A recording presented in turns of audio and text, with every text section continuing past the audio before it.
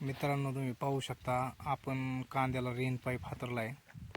कांदा लागवड करून रेन पाईपावरती कांदा भिजवणं चालू आहे. ह्या सरकारनं किंवा लाईट वितरण अधिकाऱ्यांनी जी आपल्याला रात्रीची लाईट दिलेली, त्या रात्रीच्या लाईटीचं हे जुगाड आहे. जर रात्रभर लाईट असली तर आपण रात्रभर दारा धरण्याऐवजी रेन पाईपाने पाणी देऊ शकतो. असं कांद्याला कॉक चालू करून फक्त पाणी देणं, दार धरणं वाचतंय. अधिक चांगल्या पद्धतीचं भिजतंय ते बी, आणि चांगल्या पद्धतीचा कांदा बी यायला काय अडचण नाही आहे.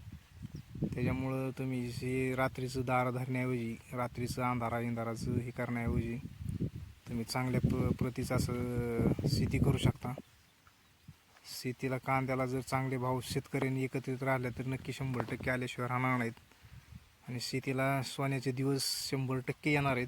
त्यामुळे शेती करायची कोणी सोडू नका. शेतीमध्ये आधुनिक यंत्रणा वापरण्याची तयारी ठेवा.